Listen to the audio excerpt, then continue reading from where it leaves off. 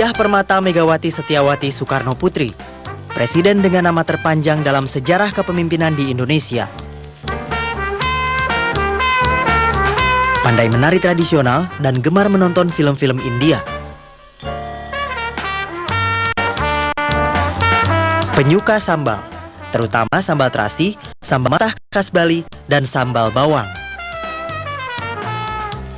Menjadi peserta termuda Katedra Kanon Blok ke-1 di Beograd saat usianya 16 tahun. Pernah turun langsung menyelamatkan bunga teratai di empang yang tergusur untuk lahan industri. Sukses melobi Kuba agar abstain terkait Timor Timur. Mengacungkan cerutu dan memberi kode, Kuba takluk. Timor Timur batal masuk agenda sidang DKPBB. Terima kasih Anda terus di Mata Najwa episode spesial Apa Kata Mega. Sekarang saya ingin tahu apa sesungguhnya kata Megawati Soekarno Putri soal hal yang masih membuat orang bertanya-tanya. Masih misteri katanya Bu. Hubungan antara Presiden ke-5 dengan Presiden ke-6. Ibu Mega dan SBY. Ibu tercatat sebagai atasan langsung SBY ketika menjadi menteri. Namun kemudian hubungan itu menjadi renggang. Saya ingin konfirmasi apa betul Ibu sempat bertanya sampai 3 kali ke Pak SBY ketika akan mencalonkan diri menjadi presiden dan 3-tiganya dijawab tidak. Apakah betul informasi itu, Bu?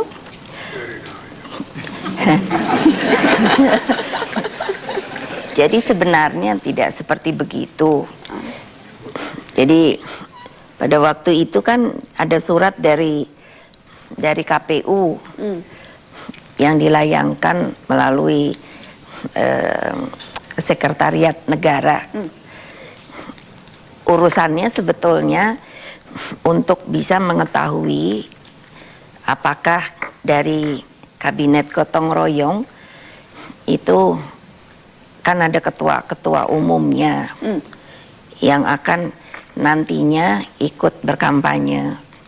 Karena kan di sana dikatakan tentu ada izin. Dan juga berarti kan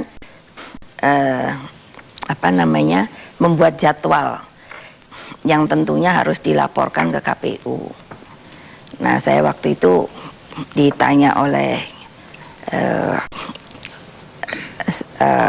sekretaris negara saya, apakah ini akan segera dijawab atau tidak, Ibu Presiden. Oh, saya kira ini karena perlu, jadi lebih baik kita buat sebagai rapat. Jadi saya bikinlah rapat dengan semua menteri yang mereka yang saya anggap, jadi tidak kesemuanya yang saya anggap itu kemungkinan akan ikut. Jadi ya tentu dong saya membuka rapat dan bertanya.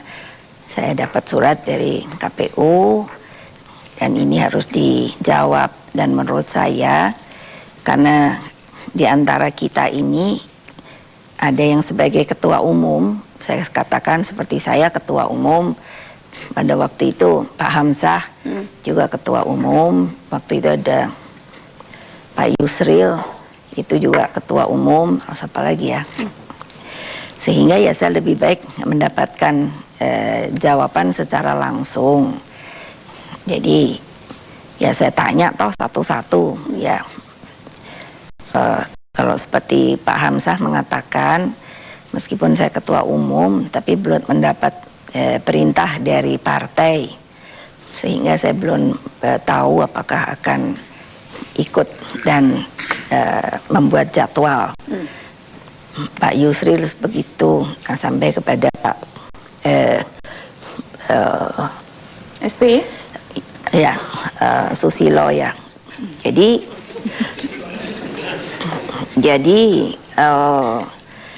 kebetulan pada waktu itu, mohon maaf, saya harus pergi ke toilet ya. Jadi saya bilang pada Pak Hamzah untuk coba Bapak teruskan. Jadi waktu saya kembali ya Pak Hamzah mengatakan sudah selesai Bu, semuanya sudah ditanya. baiklah kalau begitu, maka saya persilahkan, karena biasanya waktu di zaman saya itu setelah, kalau masih ada waktu dan kebetulan makan siang, ya saya bilang silakan untuk makan siang. Jadi Ibu tidak sempat bertanya langsung ke Pak Susilo? Nah, ya Mbak denger dulu dong. Oh ya, penasaran Bu. Nah, jadi Pak Hamzah mengatakan bahwa ketika beliau ditanya itu mengatakan itu kan hanya dari media, karena rupanya yang ditanyakan Pak Hamzah, apakah betul Bapak bukan sebagai ketua umum tapi juga akan ikut berkampanye karena sudah mendirikan sebuah partai. Ya, itulah yang dikatakan oleh beliau bahwa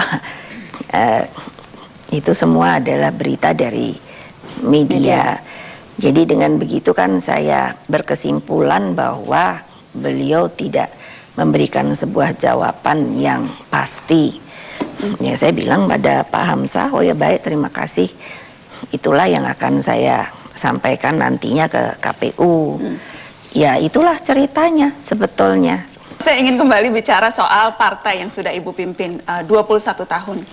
Kalau kita bicara soal PDI Perjuangan dan regenerasi PDI Perjuangan, ada keluarga juga di sini.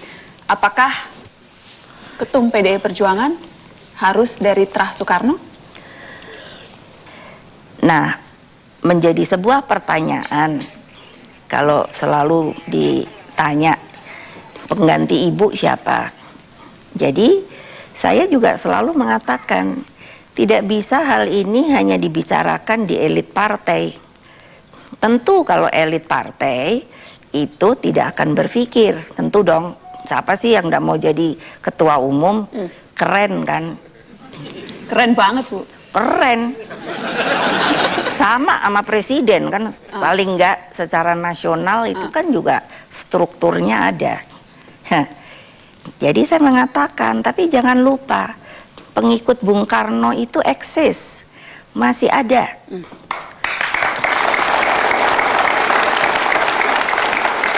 Nah, dan itu tidak bisa terus saya nyuruh-nyuruh, kamu mesti ikut loh, kamu mesti ikut, enggak bisa. Partai itu kan adalah sebuah organisasi, partai politik. Jadi kalau dalam politik, apa yang harus kita jalankan? Maka kita harus bisa, satu, mengumpulkan ya tentu orang, tentunya kan tidak dengan paksaan, jadi secara sukarela.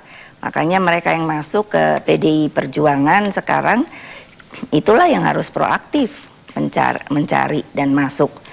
Yang berikutnya itu harus bisa mengorganisir, makanya namanya organisasi. Kita organisir kumpulan itu. Nah, pertanyaan saya, katakan kalau di bawah masih menginginkan dari paling tidak keluarga dari Bung Karno, karena yang tadi saya katakan mereka itu eksis. Ketika terjadi pemilu-pemilu, PDI Perjuangan menurut saya itu kan tidak pernah bisa diturunkan kecuali ya waktu zaman Orde Baru, karena itu kan suatu rekayasa yang sedemikian rupa, yang saya bilang itu sifatnya sudah otoriter. Ya 33 tahun itu kan kita sudah tahu bakal menangnya itu siapa. Meskipun dengan menggerutu pun kita masuk ke TPS, nyoblos yang tidak sama, tapi kita pun menggerutunya itu sudah tahu.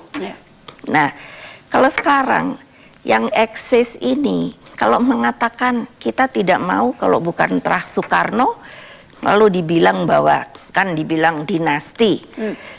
Nah, saya bilang, loh kalau dinasti itu benar-benar bisa menjalankan tugasnya untuk bisa melaksanakan cita-cita proklamasi itu, mengapa tidak? Tapi bukan berarti juga saya lalu menutup kemungkinan bagi mereka yang ingin menjadi ketua umum yang datangnya bukan dari Trah Soekarno. Apakah Ibu merasakan ada euforia pemilu 2014 atau sama saja dengan pemilu-pemilu yang sudah kita lewati sebelumnya? 2014 ini malah saya mikir hanya satu saja yang saya berdoa.